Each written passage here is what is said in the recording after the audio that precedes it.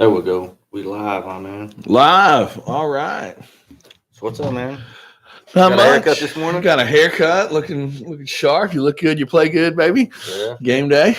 I should have went and got one. I was thinking that before you got here. I was like, man, my stuff a little scraggly. I'm gonna go up here and hell bent, get my stuff right. There you go. Join us during the game. Listen to the second half keys to the game. Brought to you by Hailbent. I got that radio voice. There we go. Mm-hmm. I got a face for it. Man, so what's up to Newcastle game, dog? Man, what a game. Good to get one like that in during non-district.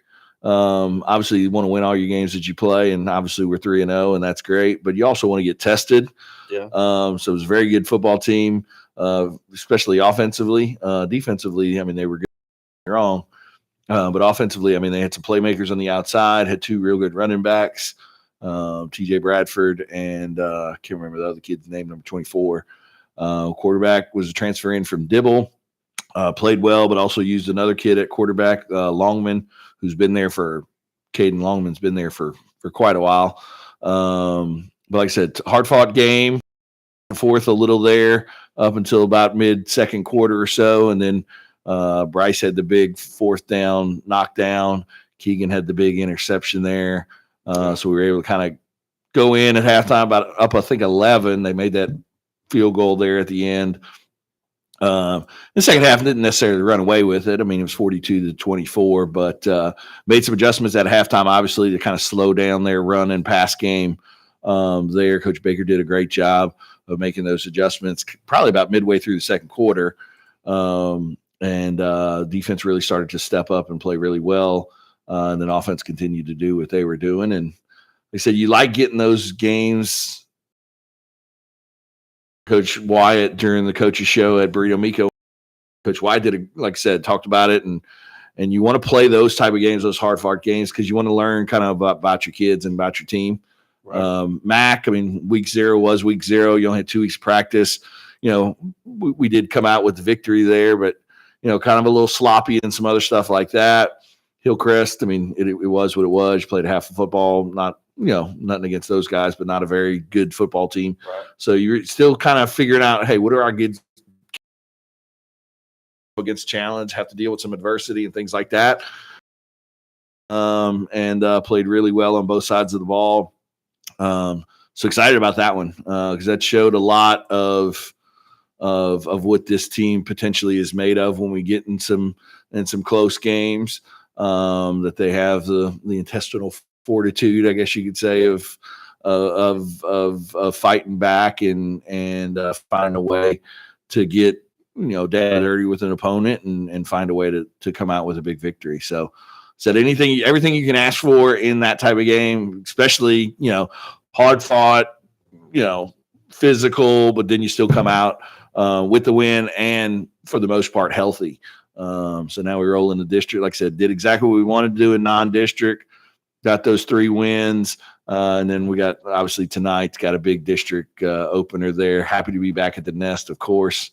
It feels like it's been forever. It's been about 30 days since we've played a home game. So it'll be good to be back in the friendly confines there of the Nest. But like I said, I mean, can't say enough about the Newcastle game and the way that they fought back, both offensively and defensively and special teams.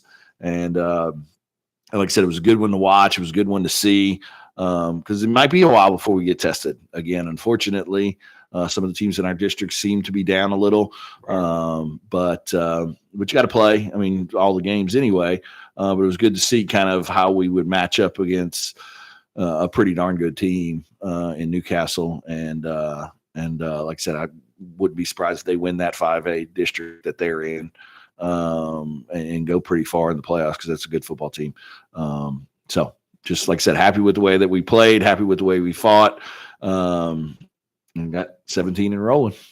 Yeah, man, I thought it was a phenomenal game, man. Offense player of the game, Caden Bluto did a hell of a job. Yeah, I mean, that was probably his best game as an owl so far. I mean, I don't have the stats in front of me, but from the coach show off the top of my head, I think he was 21 for 23. I mean, 10 for 10 in the second half, 249 yards, 242 yards, somewhere in there, 240 something yards, 2 touchdowns.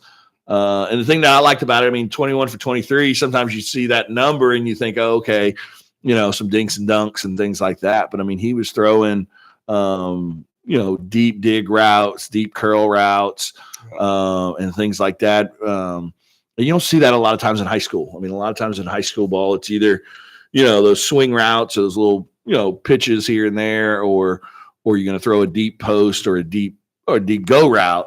But to see him kind of take that 3-step drop from the gun and put his back foot down and hit those deep digs to Brody and things like that was awesome to see. Shout out to the O-line too. Yeah, O-line did a great job of protection there. And even when they didn't, I mean, like I said, Caden has that ability to kind of slide around the pocket. I mean, he slid around one time and did fumble. Yeah. And he and I talked about that a little on Wednesday. Got to always try and protect the ball. I mean, I understand what he was doing. He was trying to kind of dip under a defender and get out.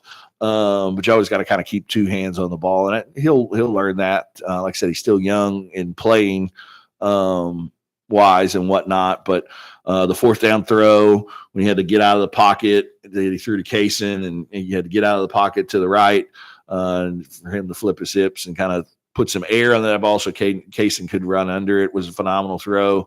And then some of those, like I said, those deep dig routes to Brody were pretty special to watch and see. So, like I said, hopefully there's more to come from him. But by far his most consistent and best game is an Owl. So hopefully that's only the tip of the iceberg, and he keeps getting better from there. But yeah, offense as a whole, I mean, like I said, offensive line played really, really well. Obviously created some holes for Ritson and Braxton. Ritson had, I think, 178 yards rushing. He's averaging 4 touchdowns a game, which isn't a bad little deal right now. He's got 12 already in 3 games. But how many did he get last year total? I can't remember the exact number. David would know when we can look back at some old stats. But yeah, it was in the 20s, obviously, because I mean, after Mac, I think he had 72 total for his career because he had surpassed Matt Lund's career touchdown record. He's up to around 80 4 years and still got at least 7 games and hopefully another 4 after that as well. Hopefully he's got about 11 games left in him. But yeah, he did a great job. I mean, everybody did. I mean, Brody had 10 catches for 115 yards. Tucker New had his first touchdown as a tight end. Joey did a good job on some of his balls as well, catching the rock and things like that. So overall, like I said, can't say enough about the way that the offense played and did what they needed to do there. Yeah. Defense player of the game, Tucker. Yeah, Tucker. Like I said, a little disappointed after the first game of the year, and a little bit disappointed after Hillcrest with the way that he played. If you would ask him that question, and really stepped up in that game. If Tucker will play the way he did against Newcastle, he's almost unstoppable. Like I said, big, long, and rangy at that defensive end spot. Can go and get the quarterback. Has a ton of athleticism. And really played his best game so far this year, obviously being named Defensive Player of the Week. But like I said, he can be a force on that outside there. And like we talked a little bit about it last week too. I mean, the good thing about the way that the D-line is set up now, you've got a lot of flexibility there because you're rotating in maybe 7 or 8 of them.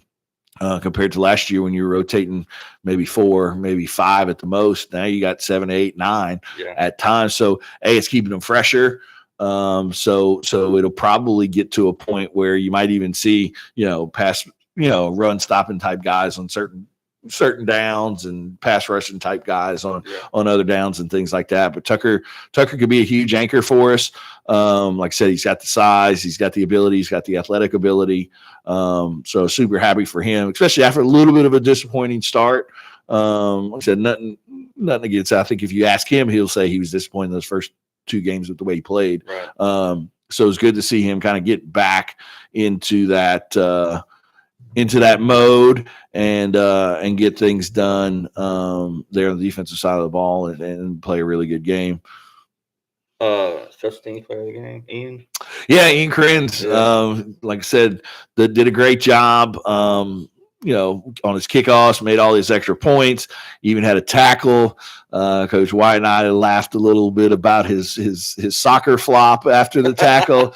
Told him to keep that on the soccer field, not on the football field. Yeah. But he's been a weapon for us. Like I said, came out. Wasn't with us at the beginning of fall camp, but about a week into it, came out and has done a great job. Won't be there this week. Unfortunately, won't be there tonight. Had a previous obligation that prior to him deciding to come, he kind of told the coaches, "Hey, I'd love to play with you guys and whatnot." But this week, he just couldn't be here. So we'll see the other kicker this week, kind of handling business there. But excited about him. Like I said, it's a weapon with the way he can kick the ball. Haven't had an opportunity to kick a field goal yet, but I practice and things like that. I think Coach Wyatt's probably comfortable with him anywhere under maybe 35. Yeah. But I mean, he's got the leg to extend it out to maybe 43 somewhere up in that area. Yeah. And then, like I said, I mean, the kickoffs, he's angling them well when we ask him to do that, and then when we kicking them deep, I mean, he's getting some touchbacks here and there every now and then. And that's something we haven't seen really in the Coach Wyatt era. So it, like I said, that helps the defense. I mean, football's a game of inches and things like that. So I mean, if you're making your opposing offense go, 80 yards every single time, or 75 to 80 yards every single possession, I mean, that makes it harder on the offense. It sets the defense up too. Yeah, them getting a routine. Yeah, that's what I'm saying. I mean, it sets the defense up great to make them go along field. Yeah. I mean, a lot of times when we do those angle kicks and things like that the last couple of years, I mean, other team had starting field position at 35, 40 yard line. So now you're cutting a drive from 80 yards, 85 yards to 60 yards. I mean, that's 20 less yards you got to get on the offensive side of the ball. So hopefully he continues to kind of, like I said, get more used to football. I mean, he's still running around like a chicken with his head cut off half the time because he doesn't. I mean, he's used to soccer and running around and doing all that kind of stuff. So he's an interesting, fun kid to be around. And there was tried to flop at the state game last year. Was it one of the Tuttle kids or was it one of our kids? Our kids. They threw the flag, then they pulled the flag back because one ref seen it from a different angle. Was it Kaysen? Yes, it was Kaysen. Now that you say, Kaysen kind of, it was Kaysen. I do remember that play. Now that you say that, one ref called it, and then other no. Yeah, it was after. It was maybe on a special teams play or something, or maybe on a kickoff return or something. But yeah, like I said, Ian did a great job there. Kaysen did a good job holding as well on the extra points. Some of the snaps weren't the greatest, and Kaysen did a good job of getting them down for Ian to kick him through there. Well, man, sharpen your axe. The main man himself, Richard Meyer. Yeah, I mean, like I said, I mean, he can win some sort of award probably every week. He's gonna, he is what he is. I mean, he's becoming kind of a mythical figure, I guess you could say. I mean, High School Huddle was talking about him this week, and Phil and those guys were talking about, like, I would love to have known a 7-year-old Ritson. And we're like, well, we do. His name's Jensen. But yeah, I mean, another, we just talked about it earlier, another 4 touchdowns, 178 yards, 178 yards rushing, 19 yards receiving with 2 catches. An interception and 2 forced fumbles. I mean, pretty good day at the office. And the unsportsmanlike penalty at some point as well. There. But did you see the video? Yeah. But yeah, I mean, like I said, I mean, Ritson is what Ritson is. He's a heck of a ball player. Got his first offer this week. I assume more will start to come in. Got it from Southern Utah though, where Adam Eaton is. First D1 offer. Southern Utah is a Division I school and got his first offer this week. So happy for him there. I would assume as the season moves on, he'll start rolling in with a couple more offers here and there. But just a great all around football player, great all around athlete, and like I said, he's growing into a leader. I mean, that's the one cool thing that you see about him this year. That's a little bit different than years in the past. He's always been a great football player, but was kind of didn't necessarily have to be a leader because you had the Colin Donnellys and the Trace Loras and all that kind of stuff. And prior to that, Matt Lund and whatever else. But this year it's interesting and really cool to see him during games and at practice, really taking advantage of his senior year and taking advantage of being that leader and things like that. Brody as well. Like I said, during the game on Friday night, I commented, on OSN day, and John Lohman's new back there as well. I mean, Bryce has been playing for a while, and Bryce usually doesn't play the same side as Brody. But to watch Brody as a 4-year starter on the back end there, constantly talk in between plays, constantly talking to Keegan and John about where to line up and almost being that coach on the field is pretty cool to see. Because Brody's not the most vocal kid, right. And some of that type of stuff, but to see him becoming that leader and understanding that Hunter's not back there with him anymore. He got used to kind of Hunter being back there with him for the last 3 years. And becoming that leader and becoming that vocal guy of, getting Keegan lined up in the right spot, getting John over in the right spots and things like that. And because, as a 4-year starter back there, he's seen everything. So, the game is super slow for him back there, but for John and Keegan and even Corday, everything's super sped up and fast. Yeah. So it's always good to kind of be able to look over at that senior and have that knowledge and that ability and that coach on the field. Because like I said, there was times when they were on Newcastle sideline. Keegan was out on an island on his own out there on Newcastle sideline. And Coach Hill and all those guys on defensive guys are way on the other side of the field. Yeah. So Brody was having to coach him up and it was pretty cool to see, and pretty, like I said, that's when your seniors understand what this season means and that kind of stuff. Yeah, man. Anytime you have a 4-year starter back there, it's going to benefit. You know what I mean? Yeah. Because like I said, we talked about it a lot last year with Trace. The more and more football you play, the more plays you play, the more games you play. Everything starts to slow down, and things start to slow down. Football's never an easy game, right. But when things start to slow down, it makes it a whole lot easier. You're really at that point now. All of a sudden, you're really focusing on your true assignments, true understanding of the game and things like that. Those first couple games that you're playing, I don't care who you are.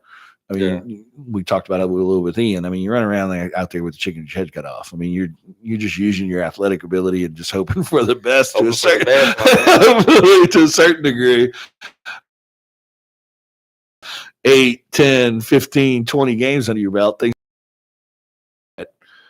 probably 45 or almost 50 games with playoffs included and stuff. So things are super slow now. Especially because when you think about it, when he first started, he only been playing football for a year or two. Yeah. He wasn't a kid that grew up, playing football at 6 years old all the way through. Right. He was one that when he got here, he had only played football maybe for a year or two. Yeah. Brody's another one. That I think we talked about it last week. That it's shocking he doesn't have any offers yet, but if anybody's willing to give, if they come and when they come, somebody's going to get a very good football player and a great athlete. And a great kid. Yeah.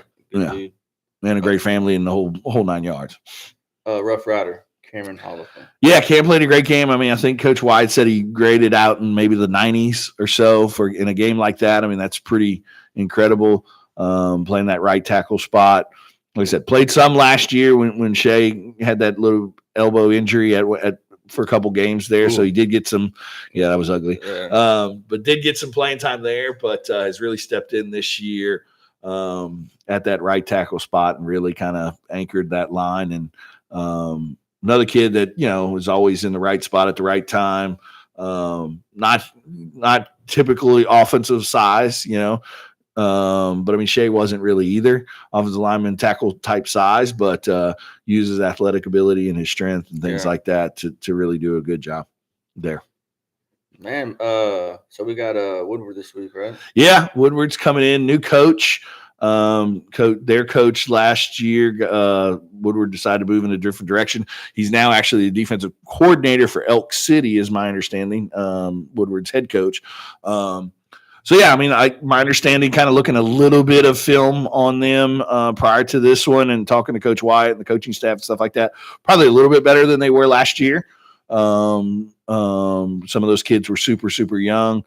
So in their first couple games of the year so far, they've looked pretty good. But one that I think we should be able to take care of. Not necessarily a walk in the park, but I think we should be able to take care of it. It'll be great to get back home, because like I said, it seems like it's been forever, and now they all matter. I mean, so it's important for us, for playoff seeding wise and whatever else, to not only get the victory, but to potentially get those 15 max points that we can get there as well. So can you refresh everybody over there? Yeah. So you've got, so obviously the non-district schedule does not matter at all in your playoff seeding or anything like that. But so it's only related to your district wins, and then also on top of it, your scoring differential as well. So if you win by 15 or more, the max points you can get is 15. The max points you can lose is 15. So if you win by 15 or more, then you can kind of hold those points out there. And then obviously if there's some sort of tie at some point, those points potentially do come into play. So if the final score is 10-3, we won and we won and we got +7. So as your 7 district games go on, you can kind of do some points there. Sometimes it gets in the way. Last night, I mean, I think there was not an issue, but there was some stuff going on in the Noble Lawton game. Noble was up pretty good, but only up maybe 12 against Lawton High with about 3 minutes left. Game was kind of decided. But Noble was trying to get those full 15 points. So they kept, throwing the ball and doing some stuff and whatever else. Sometimes it gets people a little upset, but at the end of the day, I mean, you got to get them points. You got to do what you got to do. Now it's one thing if you're up 40 and you're still, trying to throw a Hail Mary and stuff like that. But if you're up 12, you're up 10, something like that, and you're trying to get those points, I mean, I think some coaches get it. But like I said, I mean, hopefully it's one that we can take care of business, maybe get some young kids in if possible. That was one thing about Newcastle, really couldn't, that was kind of a hard fart. I mean, we were only up maybe 10, 11 or so with about 5 or 6 minutes left. So kind of had to play everybody the full go that one. So hopefully maybe we can, get a lead out there. If it's anything like it was last year, get a lead out there, maybe get Croft and Dalvin and some of those young linemen and things like that in the game to get some reps under the lights in the stadium.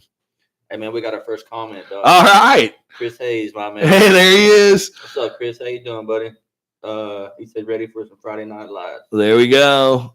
Hopefully, Chris is trying to get everybody to wear their Pizza Corral shirts, their yellow shirts, stuff like that. Hopefully, he gets his wish and gets.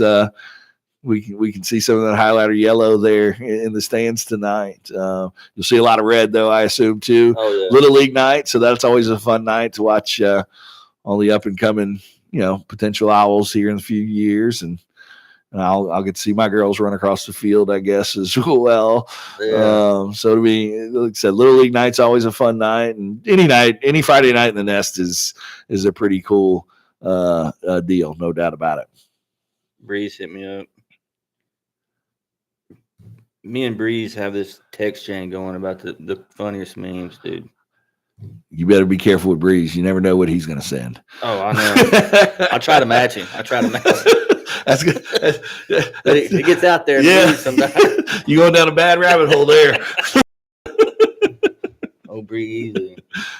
Oh, man, we got the week 4 honors here. You want to talk about them? Yeah. Practice player of the week, Ronnie, is that Rojas? Yeah. Okay. Yeah, did a good job all week. Like I said, kind of preparing. Like I said, those practice players of the week, I mean, the cool thing that we do with that is, like I said, letting them go out there with the seniors. That's always a cool – not with the captains. So that's always a cool deal and kind of an incentive. get those kids to work hard and things like that. And like I said, I mean, I know, a lot of kids don't like doing it sometimes because, you're not a starter or whatever, but I mean, it's so important to give the starters a good look. So that way on Friday, they feel like, they're prepared and ready to go. So it's a really cool thing that we allow those kids that, like I said, that practice player of the week. And I mean, sometimes too, we've had it last year a couple of times where kids not necessarily usually set to dress, right, and he gets that practice player of the week. Yep. Then he gets to get on the sidelines and stuff like that and kind of see what it's like from that vantage point. So good job for him all week of working hard and providing a good look for the offensive defensive lines. Sixth captain, Thomas Finley. Yeah, Tommy's just one of those kids. I mean, Coach White talks about him all the time. I mean, like I said, not necessarily a starter, but one of those seniors that, that does everything right, that, is always there on time, always willing to help teammates. Just a great kid from a great family. We talk about that all the time, but like I said, Tommy's a lot of fun to be around. And like I said, always willing to step in, even as a senior, still steps in sometimes on scout teams and things like that to make sure that everybody's getting a good look. Does a lot of special teams work for us as well. And like I said, great kid. And gave us the specials at Burrito Miko the other night on the coach's show. Works up there with Miguel and those guys as well. And he's got a bright future ahead of him. Super smart kid.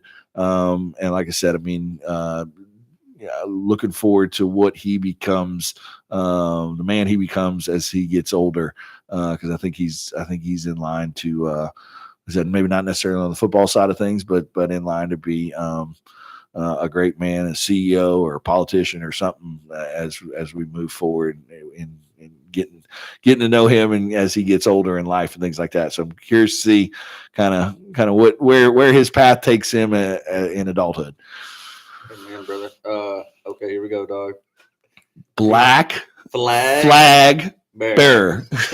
Brody Morrison. There we go. Yeah, like I said, we kind of talked about it earlier in the podcast. I mean, just a 4-year starter on defense. Come a long way since that freshman year. Played well as a freshman, don't get me wrong, but just come a huge long way. And like I said, just love the maturity that he's showing now as a senior, being that coach on the field on the defensive side of the ball. I know Coach Baker, respects the heck out of him, and no doubt that he's, he could run it out there. There's so many people on that defense that have played for so long now. There's so many of them that, Coach Baker could have run out every week with the flag, but Brody is one of those kids, like I said, that makes whatever team he's on at the time better. And another one that, that looks forward to seeing the type of man he becomes as he enters adulthood as well, because he's been a joy to cover the last 4 years. Getting to know him off the field a little. Great kid, comes from a great family again, and hopefully right now he thinks he's the best Morrison, but Bentley's on his heels. Bentley's on his heels and ready to rock and roll. Only in 7th grade, but before too long, a lot of people around are going to be like, there's always a Morrison on that dang team. What's going on? But yeah, Brody's just a great kid and well deserved to be the black flag bearer. Amen, brother. Gotta say that one slow. Man, that's just what scares me about going live here, man. You've heard me mess up a few times. There's no more editing. I have to really think about it. Say a prayer. No, but the Morrisons are a good family, like you said, man. They go to the same church we do, and we do church set up once a month, and their family's there helping up. The Beans are there. I don't know, man. It's a good family, man, all around. I think I said this last year on the podcast, and I mean, not, I've been doing this 8 years now. This is my 5th total year out in Elgin, and then 3 at Cache. Did 1 at Elgin, 3 at Cache, and then this is the 4th one back at Elgin. And And Brody Morrison, is the only one that's ever and he's done it every year that I've covered him. Writes a thank you note at the end of the year. Thank you for covering us. And, yada yada yada. So it just kind of shows the type of family. I mean, obviously, 16-year-old kid maybe came up with it on his own. I don't know, but I mean that just shows that he's being raised right or has been raised right, and it's important to him and things like that. And like I said, Brody's a cool, good kid, and like I said, I mean, if there's college coaches or anybody out there that knows some college coaches that are listening, I mean, come get this kid, because unfortunately, right now, like I said, kind of like Colin Donnelly last year, I don't know if it's a size deal or what, but I mean, I understand this summer he ran a 4.4, so I mean, speed's not an issue. Playability. That's what somebody said this summer. That's good. Yeah, I mean, that's not bad at all. No, that's moving. That's definitely an improvement. I mean, right. Yeah. And he's kind of young for his grade. Yeah, too. He is. He could have been held back a year. Can you imagine? Yeah. Him and Jace both, they could still be playing high school football. Right. That's crazy. So I mean so like I said, I mean, yeah, he's one that if he gets that offer and joins either football or baseball, he's going to make whatever team he's on better. And like I said, been a fun kid to cover over the last couple of years, and I know I'm not the only one that will be sad when his time as an El Janal is up. Hey man, Chris Hayes said, I thought Caden had the best game he's had last week, but the offensive line was the MVPs. They gave him 5 to 7 seconds on every pass attempt. Yeah, no doubt about it. I mean, we talked about it earlier. Obviously, Caden was named the offensive player of the week. Yeah. When you can complete 21 of 23 passes, I mean, completing 21 of 23 passes against air is pretty difficult. And to do it in a game, and like I said, it wasn't just 2 yards or flare outs or anything like that. I mean, we were pushing the ball down the field. I mean, he was having to move a little bit in the pocket and things like that. Caden's got a special arm. It comes out pretty, and he's got a quick release, and like I said, some of that comes from baseball as well. He can throw from some different angles like coaches like now. Yeah. Caden's one that if he can play like he did against Newcastle throughout the rest of the year, going into his senior year, he's going to have the ability to play at the said probably needs to put on a little bit of weight, but they can do that in college for him, especially with the way that the spread offenses and stuff like that are now. The college coaches aren't necessarily looking for the 6'4", 6'5" guy like they used to be. But Caden has the ability and definitely has the arm to be a very special player. But playing quarterback all kind of starts, neck up. And he has that ability too. I mean, he's a smart football player, kind of talking to him about coverages and things like that when I do go to practice. He knows what's going on. He spends a lot of time during the summer going to some quarterback camps, and even during the season. Even during the season too. So I mean, he's learned a lot through all those guys as well. And it's like I said, I'm happy now that he has his chance. And he's, like I said, we talked about it during the offseason. What's he going to do with his chance? And so far in the first 3 games, he's really running with it and doing a great job. But to also echo what Chris is saying, I mean, the offensive line has done a great job all year. I mean, I know coming in, we were a little nervous. You lose 3 kids to college ball. And then and I mean, a lot of people don't understand too, the 2 that we had back are actually playing different positions now. Yeah. So you had a different starter at every single position. Yeah. Even though Hud and Jackson played last year, they're now at different spots. Hud's moved over to that left tackle spot, and Jackson's moved from center to that right guard spot. But like I said, those guys that have stepped in, Cam, Brody Ballou, and CJ Devine have done a great job, and really haven't seen much of a drop off from last year's 3 D1 guys. Well, 2 D1 guys and a guy that probably was the most talented of the 3 at a real big D2 school. UCO's still in the top 10 in D2 right now. So like I said, those guys have played well all year, and Ritson doesn't score 12 touchdowns without those guys creating those holes and things like that. And Caden, like I said, Caden has some time back there to throw the ball and all that kind of stuff. So kudos to that offensive line. And then the only way for us to win the whole thing and to get where we want to get to week 14 is for those guys to continue to play the way that they've been playing. Because like I said, I mean, one of the first things that Coach Wyatt and I always talk about when we talk keys to the game, I mean, it's always some kind of way gets brought up of, controlling the line of scrimmage or something. I mean, winning games don't get a lot of publicity and don't get a lot of, hype and all that kind of stuff. They're more, that's kind of where the Rough Riders come from.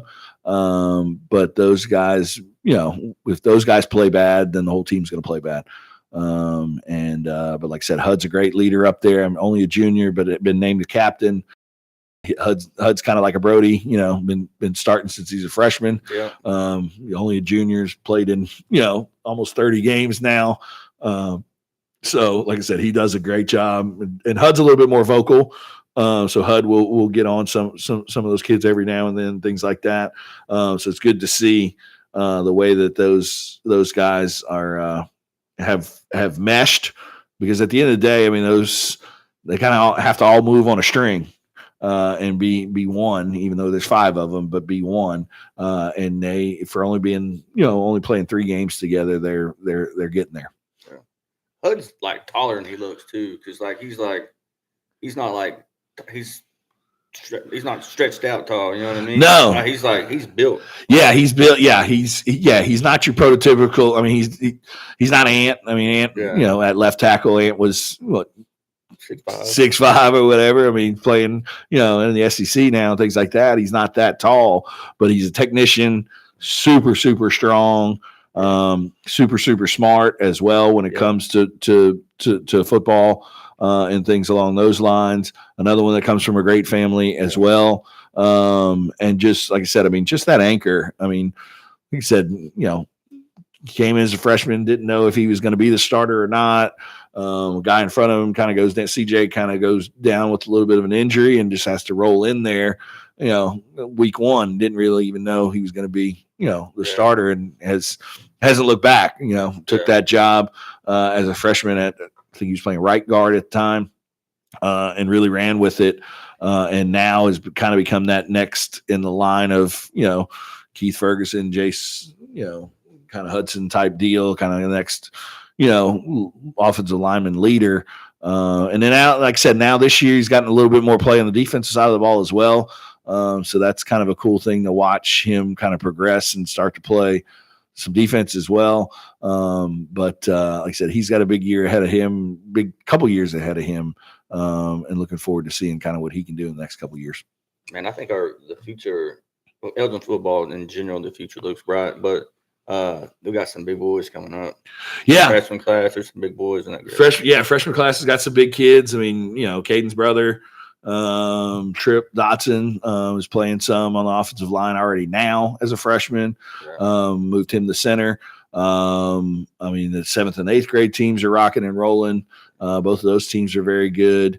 The junior class that's there right now, I mean, like I said, I know a lot of people talk about the Ritsons and Brodies and things like that are seniors, but I mean, you got to think about it. We got just, Tucker New, Caden Boletto, Kaysen-Meyer. You still got a bunch of juniors that are coming behind as well, Tiny. So I mean, there's not going to be, and that was part of Coach Wyatt's plan coming in. I mean, we want to build a program to where you lose a Matt Lund, but you got a Ritson coming up. You lose Ritson, now you got a Tiny coming up. You got some Tyler Waldens and some of those guys coming up from the younger Bentley Morrison, some of those guys. Rico, all those guys coming up as young kids. And like I said, I mean, we've got some size as well, like you talked about with those freshmen, 7th and 8th and the 9th graders. So I said that, but that's part of building a program and hopefully keeping us kind of in that conversation of top 5 teams in 4A, or whether we move back to 5A or whatever. We want to try and always kind of be in those conversations of, play, you're going to make the playoffs. So now, the goal is always obviously a state title. But you want to kind of get to that point to where, we know we're going to be in the playoffs. And we're kind of I mean, we've been in the playoffs now 3 years in a row, hopefully for a fourth year. So like I said, we're building it the right way too. From ground up, and a lot of it stems, from what Cody does with the little league groups and all those little league coaches, all the, and it helps that the high school coaches, Coach Castro and Coach Wyatt, Coach Baker, all those guys, I mean, also invest time in the, I mean, you go to the 7th and 8th grade game, and I mean, Coach Wyatt's out there coaching, Coach Baker's out there coaching, Castro's on the sideline as well, things like that. I mean, they're not just, hey, I'm a varsity guy, I'm not fooling with those kids. They know that those kids are kind of the future. So they're going out there not only coaching the kids, but also coaching the coaches to be able to do that. So that way, when for the first time as 9th graders or 10th graders, they're using the same verbiage, they're using the same steps, they're running the same plays. All that goes a long way in building a successful program, and we're on our way to being that. If we haven't. Before we get off here, man, how did you not say any cuss words while broadcasting the game the other night? Billy turned my mic down a couple different times to make sure that I wasn't on air. Billy's. So we had a couple during some timeout breaks. We had a couple, God felt moments together. But yeah, I mean, it was, that was a fumble, right? Yeah. I mean, I think a good 3 steps. Yeah. Well, I mean, think about it this way: the ball was tossed on the far hash. Yeah. He fumbled it on the near hash, and we recovered it on their sideline. Yeah. So I mean, there's no way to get. I mean, unless he was hot potatoed the whole way, and I mean, he caught it and tucked it. But it is what it is. I mean, it was close to their sideline. There, as soon as it happened, we saw their entire coaching staff start and their entire sideline start saying incomplete pass. Yeah. So I mean, you had a lot of people in his ear saying incomplete pass and things like that. Jackson do it? I didn't know. I think it was Bryce came up with the ball. Didn't Jackson come up with the ball too? Jackson came up with a ball on Caden's fumble. Okay. Came out of the pile with the ball after Caden's fumble, but for some reason Newcastle got the ball. Yeah. Okay. And then Ritson had a strip early in the game as well that they said that was down. I mean, it is what it is. I mean, and it wasn't just one way. I mean, I know as Elgin fans and Elgin, people, I mean, we only think of the Elgin side of it, but I mean, on the 4th down, after the fumble, I mean, they didn't respot the ball correctly. So it should have been 4th and 3, but then for some reason, it was 4th and 8. So, I mean, there was they called a touchdown. They called a touchdown back on Newcastle about a guy downfield, and, potentially it was an eligible receiver that was downfield. I think it was their tight end and not one of their offensive linemen. I mean, there were some things there that, I mean, so yeah, I know Elgin, Facebook was blowing up about how, we beat Newcastle and the rest, things like that. But, I mean, it is what it is. I mean, sometimes, human error, man. I mean, that's what refereeing is. I mean, kudos to those guys, I mean, they don't get paid that much to do all that. I mean, they spend Friday nights doing that. And like I said, we try and be as, objective as possible and not try and get on them. But there were some times when I wanted to, my biggest thing was we were on top of the press box. My biggest thing was going after a couple Newcastle fans didn't like, us up there or like didn't like Castro and Jack in the box right behind them either. But it is what it is. Yeah. But no, 8 years so far haven't thrown out any choice words yet, and hopefully it continues that way. Man, referee is a tough job, man. When I first got back to Oklahoma, I thought about referee because I was going to these tournaments every weekend with Dax, and so I thought about reffing like wrestling tournaments and stuff. That's how these parents talk to these refs. Man. Yeah. Like, nah, man, I got to protect mine. Right. Because I'd fight them. And I mean, like I said, I mean, it's a tough job. I mean, there's 22 kids on a field, and I mean, you're responsible for a certain area, and depending on where you're lined up, if you're the line judge, if you're the back judge, if you're the middle and things like that. I mean, there's a lot of action going on, and I mean, it's hard to see everything that goes on out there. So, like I said, I mean, kudos to those guys for doing it and willing to do it. I mean, that's one thing. Like, we all think we could ref and whatever else, and it's like, put yourself out there, and let's see how well you do it. It's easy. It's easy to Monday morning quarterback and Monday morning, referee and all that kind of stuff. But put yourself in that situation, and there's always going to be calls missed. There's always going to be calls. The unfortunate thing about high school football is there's no, review to kind of fix it. Sure. So it is what it is. But like I said, I mean, at Newcastle game, I mean, whether or not it was good, bad, or otherwise, I mean, it kind of was happening on the same, both for the same for both teams. Because like I said, there was a couple questionable calls for them as well. So we can't just say, they were, they were cheating, they were for Newcastle or anything like that. I mean, they made some, not sure if they were bad or not, but questionable calls against Newcastle just as much as us. Final words, my man? Final words. It's Friday night in Elgin, so we haven't been back at the Nest. We haven't been there in about 30 days, 28, something like that. So glad to finally get. We're excited about district play. I mean, obviously, you only get 10 opportunities, but those first 3, I had a coach one time say that, it was, fall camp, then it was kind of preseason, then it was regular season, then as district play, and then postseason as playoffs. So now it really matters. And like I said, decent bomber team coming in here. It's always a fun one for our family because my mother-in-law teaches in the Woodward school, and my father-in-law is a State Farm agent, just like I am, but up there in Woodward. So it's always a fun one for our family. A little bit of bragging rights on the line there. I know I've got a text message already from Booty. He's excited about tonight as well. I don't know if I can say it on air. It's a podcast. I think it's motherfucking game day. So yeah, everybody's excited about it. It's always fun. Like I said, you only get 10 of them. You only guaranteed 10 of them. And like I said, hopefully we can get 4 more, but you only guaranteed 10 of them. And here's stop 4 on potentially the 14-week train ride. And like I said, looking forward to a big one. Always fun. Like I said, always fun to watch the Little League kids get to run out on the field and do their thing during Little League night.